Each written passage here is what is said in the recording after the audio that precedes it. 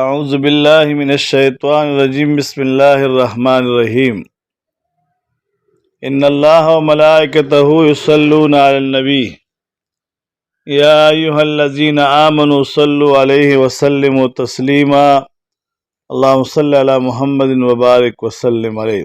زمان اسلام عزت مند مسلمانانو نو د رزق د فراخي لپاره یو اهم وظیفه ستاسو د وړاندې پیش کوم چې هغه داسې وظیفه ده انشاءالله چې تاسو هغه کوئ ستاسو په رزق کې به برکت وي، رزق به فراخه وي، رزق کې به کمبود نه پیدا کیږي او خوشحاله وي، خوشحالي به در باندې وي، نو د رزق فراخي به در باندې زیاته وي.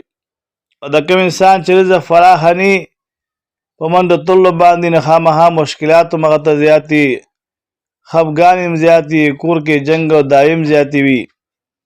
نو ډېره خاطره دا یو اهم وظیفه ځان سره واخلئ، په خپله باندې هم ووایه، نور ملګرو ته هم شیر کې، هغوی ته هم وښایه چې هغوی یې هم ووایي، یو بل مسلمان ته الله تبارک وتعالی فایده ورکړي. دا فایده تامه فایده ده چې بل مسلمان ته فایده ملو شي.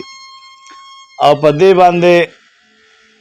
دې باندې ستاسو هم رزق فراخه شي او چې څوک یې وایي د هغوی هم الله تبارک وتعالی رزق فراخه کړي.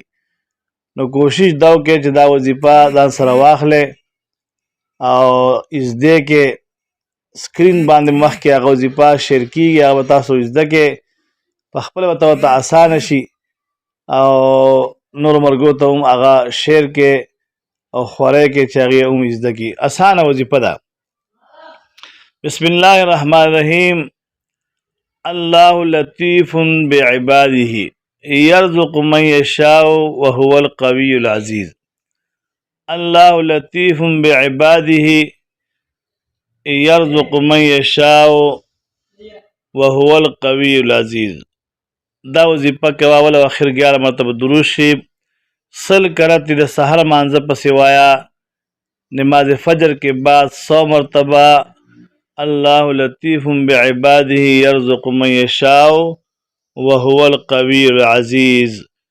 اول او اخر 11 مرتبه درود شریف او 100 کرتی دا وظیفه انشاءالله العزیز. د دې وظیفې په برکت باندې به رزق فراخ وي. ها چا چې الله ته رجوع وکړه، الله تبارک وتعالی هغه بنده ته رزق هم فراخه کوي، هغه بنده الله ته ګران وي، محبوب وي. څومره اولیاء کرام چې تاسو بزرګان ګورئ، همدغه خلک دی الله تبارک وتعالی د ځان واسطه کړی دی، د غیب او غوښ هغې رزق راځي او پروا نه ساتي. الله کریم د ټول ښاد او آباد ساتي. تاسې واورئ او نور ملګرو ته مخکې ولېږئ. اللهم صل علی محمد وبارک وسلم علیه.